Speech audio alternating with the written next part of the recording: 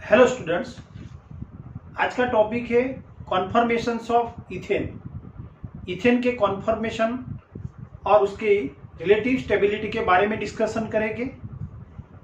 Organic compound जिसमें alkane और उसमें दो या दो से ज़्यादा कार्बन वाले नॉर्मल अल्केन में कार्बन कार्बन सिंगल बॉन्ड के आसपास फ्री रोटेशन से उसके इनफाइनाइट स्टीरियो आइसोमर्स पॉसिबल है, जिसको कॉन्फर्मर्स कहते हैं या रोटामर्स कहते हैं। आज हम इथेन के कॉन्फर्मेशन के बारे में डिस्कशन करेंगे। अल्किन या अल्काइन में कार्बन कार्बन बॉन्ड के आस फ्री रोटेशन पॉसिबल नहीं है, जबकि अल्केन में कार्बन कार्बन सिंगल बॉन्ड के आसपास रोटेशन होता है और उससे जो स्टीरियो आइसोमर मिलते हैं उसको कॉन्फर्मर्स कहते हैं। कार्बन कार्बन डबल बॉन्ड और कार्बन कार्बन ट्रिपल बॉन्ड की वजह से अल्किन और अल्काइन में रेस्ट्रिक्ट रोटेशन की वजह से रोटेशन इजीली पॉसिबल नहीं है। रोटेशन होने से बॉन्ड ब्रेक हो जाता है, इसलिए अल्किन और अल्काइन में रोटेशन होता नहीं, उसके कॉन्फर्मेशनल आइसोमर्स पॉसिबल नहीं है। आज हम इथेन के कॉन्फर्मेशन के बारे में डिस्कशन करेंगे। ये इथेन का मॉलिक्यूल है जिसमें दो ब्लैक कार्बन बताए हैं और उसके साथ हर एक कार्बन पे 3 हाइड्रोजन एटम जुड़े हैं और उसमें एक कार्बन को, इस कार्बन को जो आपकी साइड पे है उसको हम फ्रंट कार्बन और इस कार्बन को रियर कार्बन कहेंगे। तो फ्रंट कार्बन को फिक्स करके अगर रोटेशन करेंगे तो फ्री रोटेशन होता है और उससे वेरियस आइसोमर्स पॉसिबल होते हैं, जिसको कॉन्फर्मर्स कहते हैं। यहाँ इथेन के कॉन्फर्मेशन की रिलेटिव स्टेबिलिटी के लिए हम न्यूमेन प्रोजेक्शन का यूज करेंगे और उसमें डायहेड्रल एंगल देखेंगे और डायहेड्रल एंगल से उसकी रिलेटिव स्टेबिलिटी तय करेंगे। यहाँ इथेन जिसमें उसका ये फॉर्म देखेंगे तो जिसमें फ्रंट कार्बन है उसके पास पीछे रियर कार्बन जो दिखाई नहीं देता और उस कार्बन पे 3 हाइड्रोजन, रियर कार्बन पे 3 हाइड्रोजन है, तो उसका स्ट्रक्चर ड्रॉ करेंगे। तो फ्रंट कार्बन को हम डॉट से बताएंगे और उसके साथ 3 हाइड्रोजन 120 डिग्री के एंगल पे 3 हाइड्रोजन बताएंगे। ये फ्रंट कार्बन के 3 हाइड्रोजन एटम है। रियर कार्बन को सर्कल से ड्रॉ करेंगे, यानी कि सर्कल रियर कार्बन को बताता है।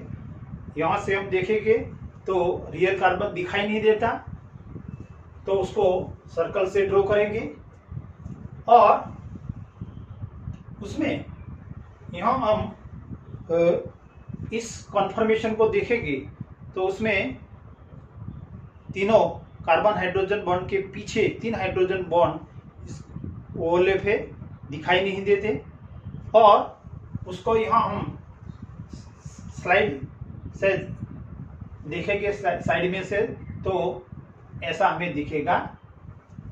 तो यहाँ हम ड्रॉ करेंगे।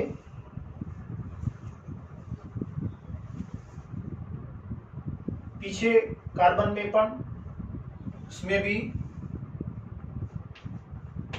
2 हाइड्रोजन के बीच का एंगल 120 रखेंगे।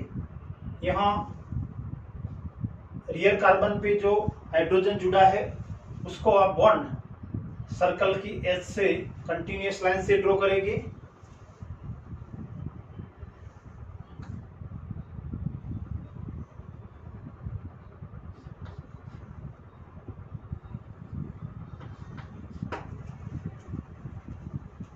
यहाँ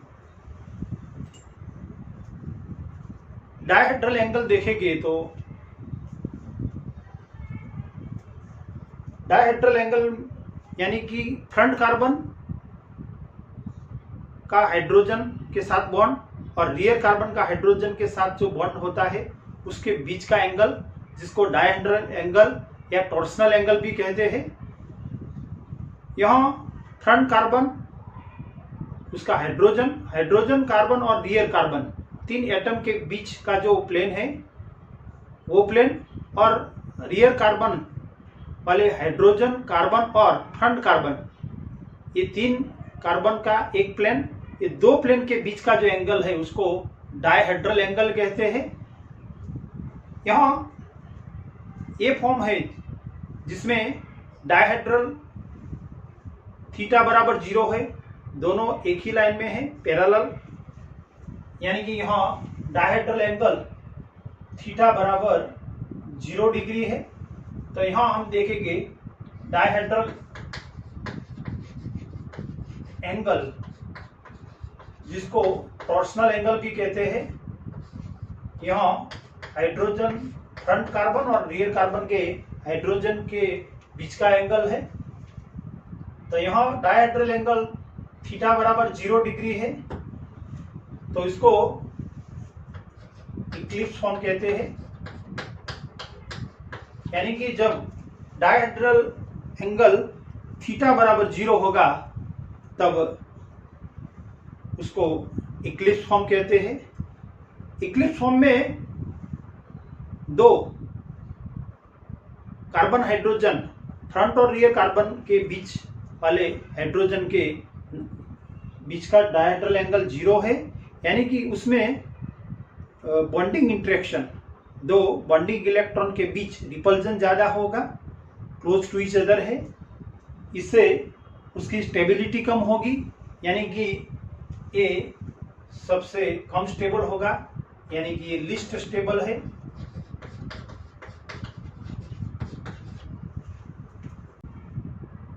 अब फ्रंट कार्बन को फिक्स रख के रियर कार्बन का जब रोटेशन करेंगे और 60 डिग्री रोटेशन करेंगे तब हमें ए फॉर्म मिलेगा, यानी कि 60 डिग्री का रोटेशन करते हैं तो उसमें फ्रंट कार्बन फिक्स रखेंगे,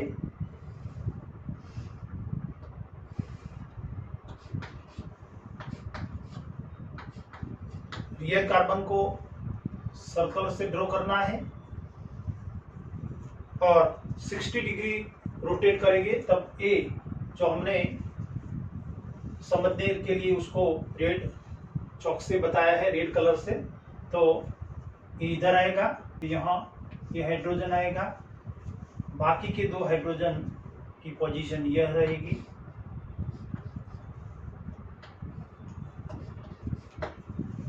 और उसमें डायहेड्रल एंगल HCC दो प्लेन के बीच का एंगल थीटा बराबर 60 डिग्री है। और इक्लिप्स की कंपेयर में दो कार्बन हाइड्रोजन बीच के बॉन्डिंग इलेक्ट्रॉन के बीच का रिपल्जन उसमें कम होगा, और उसमें रिपल्जन कम है, यानी कि टॉर्सनल स्ट्रेन कम होने की वजह से वो इक्लिप्स की कंपेयर में स्टेबल होगा।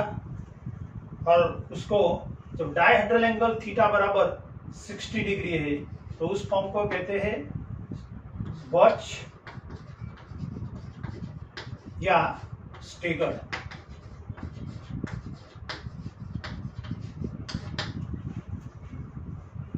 अब यहां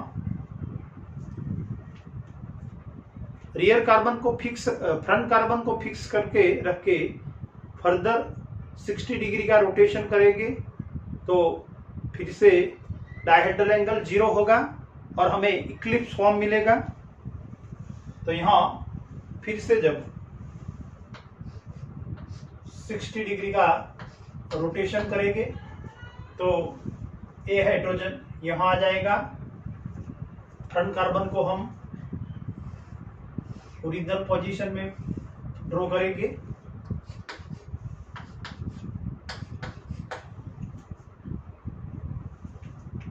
रियर कार्बन को सर्कल से ड्रॉ करेंगे,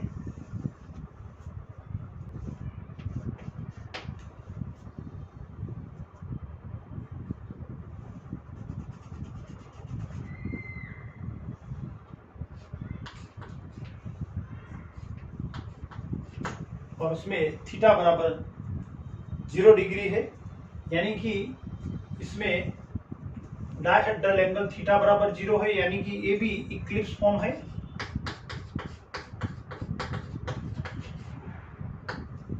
इक्लिप्स रीजन है।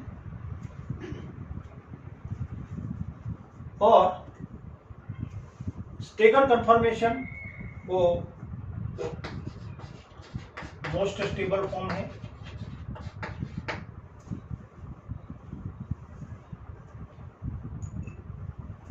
इक्लिप्स और स्टेगर के बीच वाले कॉन्फर्मेशन को स्क्यू कॉन्फर्मेशन कहते हैं, और उसकी स्टेबिलिटी इंटरमीडिएट स्टेबिलिटी होती है, यानी कि इक्लिप्स और स्टेगर के बीच वाली स्टेबिलिटी स्क्यू कन्फर्मेशन की होती है। यहां स्टेगर कन्फर्मेशन में दो नजदीक वाले हाइड्रोजन एटम के न्यूक्लियाई का डिस्टेंस 2.55 एंगस्ट्रॉम होता है, जबकि इक्लिप्स फॉर्म में दो नजदीक वाले हाइड्रोजन एटम के न्यूक्लियाई का डिस्टेंस 2.229 एंगस्ट्रॉम होता है, यानी कि इक्लिप्स कॉन्फर्मेशन में दो हाइड्रोजन एक दूसरे के नजदीक है कंपेयर टू स्टेगर, इसलिए उसमें रिपल्जन ज्यादा होता है और पोटेंशियल एनर्जी बढ़ती है और उसकी स्टेबिलिटी कम होती है। उसका एनर्जी डायग्राम ड्रॉ करेंगे तो एक्स एक्सिस पे रोटेशन लेंगे, वाई एक्सिस पे पोटेंशियल एनर्जी होगी,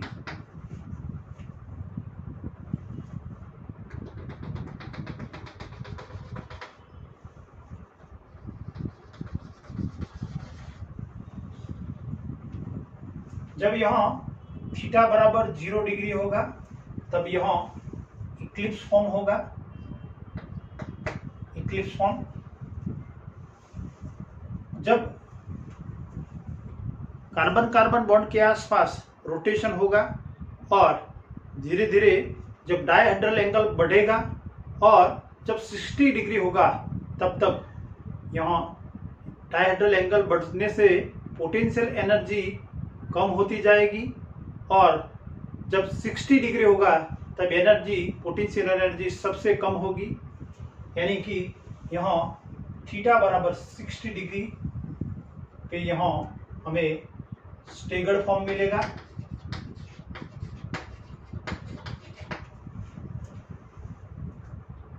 थीटा बराबर 60 रोटेशन करेंगे, 60 डिग्री रोटेशन करेंगे तब यहाँ रोटेशन 60 डिग्री होगा, यहाँ 0 डिग्री।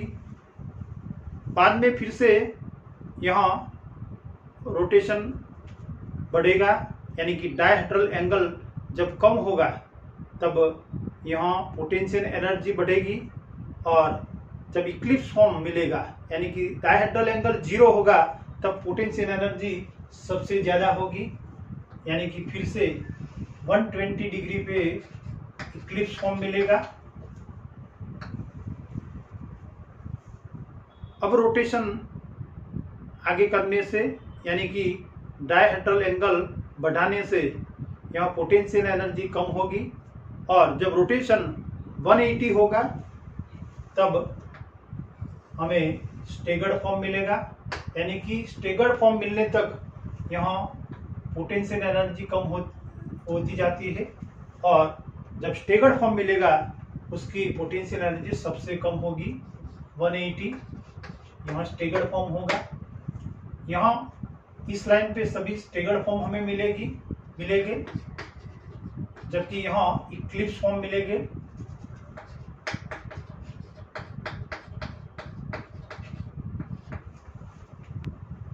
फर्दर 60 डिग्री का रोटेशन करेंगे तब हमें 240 डिग्री पे फिर से इक्लिप्स फॉर्म मिलेगा। फर्दर 60 डिग्री रोटेशन करेंगे तो 300 पे हमें स्टेगर्ड फॉर्म मिलेगा, और 360 डिग्री रोटेशन करने से ओरिजिनल फॉर्म हमें मिल जाएगा इक्लिप्स फॉर्म। यानी कि 60 डिग्री का रोटेशन करने से इक्लिप्स में से स्टेगर्ड, स्टेगर्ड में से इक्लिप्स, 60 का रोटेशन करने से स्टेगर्ड, इक्लिप्स, स्टेगर्ड, इक्लिप्स में कन्वर्जन होता है। और यहाँ डायहेड्रल एंगल कम होने से पोटेंशियल एनर्जी कम होती है क्योंकि रिपल्जन कम होता है। फिर से जब 60 से 120 डिग्री का रोटेशन करते हैं तब डायहेड्रल एंगल बढ़ेगा, डायहेड्रल एंगल कम होगा और दो बॉन्डिंग इलेक्ट्रॉन के बीच रिपल्जन होने से पोटेंशियल एनर्जी बढ़ेगी और 120 डिग्री पे पोटेंशियल एनर्जी मैक्सिमम होगी। फिर से 60 डिग्री का रोटेशन करने से डायहेड्रल एंगल बढ़ने से यहाँ पोटेंशियल एनर्जी कम होती है और जब 180 का रोटेशन होगा तब स्टेगर्ड फॉर्म मिलेगा, उसकी पोटेंशियल एनर्जी सबसे कम होगी, मिनिमम होगी।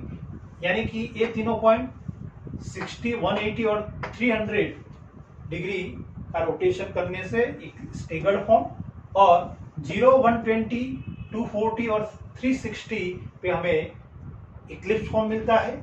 और ये दोनों के बीच वाले जो फॉर्म है 60 से 0 से 60, 60 से 120, उसी तरह स्टेगर्ड और इक्लिप्स के बीच वाले जो फॉर्म है वो स्क्यू फॉर्म है। यानी कि यहाँ हमें जो फॉर्म मिलेगा वो सभी स्क्यू फॉर्म है और उसकी पोटेंशियल एनर्जी दोनों के बीच की इंटरमीडिएट एनर्जी होगी। यानी कि उसकी स्टेबिलिटी भी स्टेगर्ड और इक्लिप्स के बीच वाली स्टेबिलिटी होगी। यानी कि इथेन के इस तीनों कन्फर्मेशन की रिलेटिव स्टेबिलिटी का ऑर्डर अगर बताएंगे तो रिलेटिव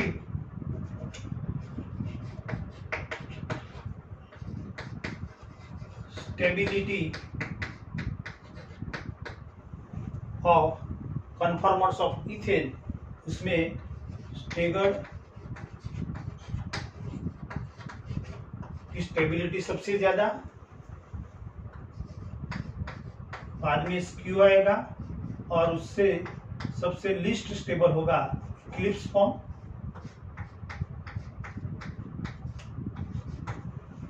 यानी कि ये उसकी स्टेबिलिटी का ऑर्डर होगा।